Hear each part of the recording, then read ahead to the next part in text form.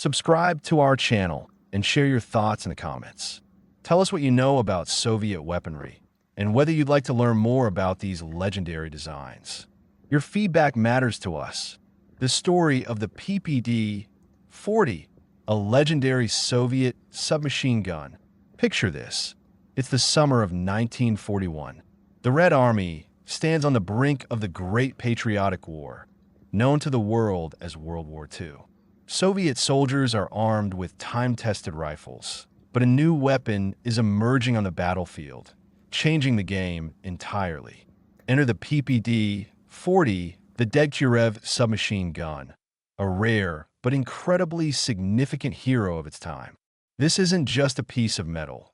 It's a symbol of an era of engineering brilliance and of human resilience. In this deep dive, I'll take you through the gripping tale of how the PPD-40 became a legend, why soldiers loved and loathed it, how it shaped the war, and what it means today. We'll explore its history, debunk myths, dissect its technical details, and place it in the economic and historical context of the Soviet Union. Buckle up for an epic journey into the past, and don't forget to share your thoughts in the comments. The early days, the birth of submachine guns in the USSR. In the 1920s, the Soviet Union was rebuilding after the chaos of the Civil War. The nation was exhausted but ambitious, determined to forge a modern military. The Mosin-Nagant rifle, designed in the late 19th century, was reliable but slow in combat. The world was changing and automatic weapons were the future. This is where the story of the submachine gun begins. In the mid-1920s, Soviet engineers started experimenting with compact, rapid-fire weapons that used pistol cartridges. These guns were lightweight, perfect for close-quarters combat, and a bold step forward. Among the pioneers was Vasily Degtyarev, a brilliant gunsmith whose name would become synonymous with Soviet weaponry. By the early 1930s, Degtyarev created his first submachine gun, adopted in 1934 as the PPD-34. It was a breakthrough. The PPD-34 was produced in small batches, serving as a testing ground for manufacturing techniques and battlefield tactics. But like any new invention, it had flaws, complex design, high production costs, and spotty reliability. Still, it was the first step towards something extraordinary. The PPD-38 and early challenges. By 1938, Degtyarev refined his design, giving birth to the PPD-38. This model was simpler and more reliable, but still not perfect. The Soviet leadership saw potential in submachine guns, but viewed them as secondary to rifles, both the new semi-automatic SVT-40 by Tokarev and the trusty Mosin-Nagant. Why? The answer lies in tactics and economics. In the 1930s, military planners worked with two main types of ammunition: pistol and rifle cartridges. Pistol cartridges, like the 7.62mm TT, were cheaper and easier to produce, but limited to a range of 100 to 200 meters. Rifle cartridges, like the 7.62 by 54mm, could hit targets up to 1,000 meters away. On open battlefields, rifles had a clear edge. Submachine guns, however, shone in close combat, trenches, forests, or urban environments. In 1939, production of the PPD was abruptly halted. This sparked myths that Soviet leaders underestimated automatic weapons, favoring outdated rifles. The truth is more nuanced. The PPD was expensive and not reliable enough. A report from the Artillery Committee stated, "Production of the PPD should be stopped until its flaws are fixed and its design simplified." Economics played a big role too.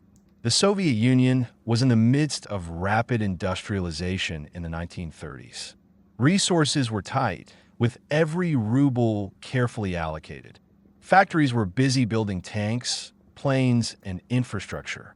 Producing a costly weapon like the PPD wasn't a priority, especially when the Red Army was gearing up for a massive shift to semi-automatic rifles like the SVT-40. The Soviet-Finnish War, a game changer. Everything changed during the Soviet-Finnish War of 1939 to 1940. The Finns, despite their small army, were a formidable foe. Their Suomi submachine guns were a revelation, excelling in the snowy forests of Finland. Though only 3% of Finnish weapons were submachine guns, their impact was undeniable. Red Army soldiers took notice and demanded similar weapons. Reports flooded in from the front. "Give us submachine guns, at least one per squad." This experience forced Soviet leaders to rethink their strategy. The PPD was quickly improved, and in 1940, a new model, the PPD-40, entered service. This wasn't a prototype anymore. It was a weapon ready for mass production. The PPD-40, technical breakthroughs and mass production. The PPD-40 was a game changer. It was simpler, cheaper, and more reliable than its predecessors. A standout feature was its drum magazine, holding 71 rounds, a serious advantage in close combat. In 1940 alone, factories churned out over 81,000 PPD-40s, a massive leap from the mere 4,000 PPDs produced between 1934 and 1939. For perspective, a German infantry division in 1941 had about 767 submachine guns, while a Soviet rifle division was equipped with 1,204. This shows the USSR was serious about automatic weapons, debunking myths of neglect. But with the outbreak of World War II, PPD-40 production plummeted. In 1941, only 5,500 were made. Why? A new star emerged, the PPSH-41, designed by Georgy Shpagin. It was even simpler, cheaper, and easier to produce, making it ideal for wartime demands.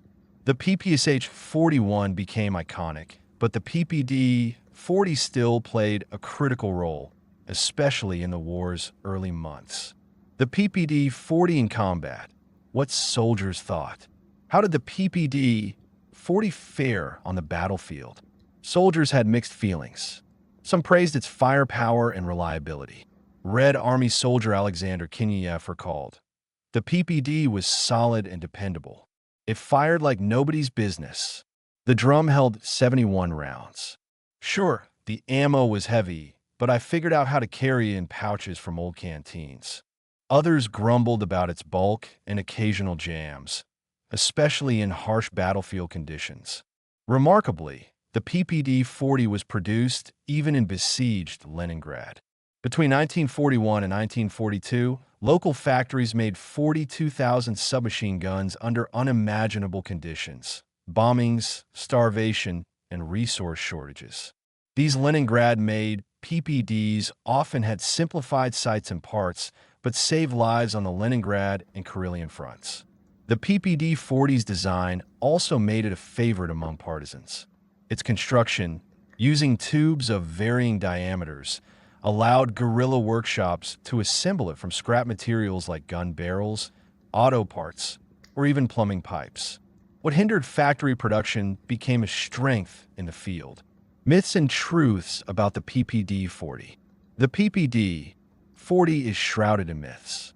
One claims Soviet leaders dismissed submachine guns. As we've seen, this isn't true. The PPD-40 was a key part of the arsenal until the PPSH-41 took over.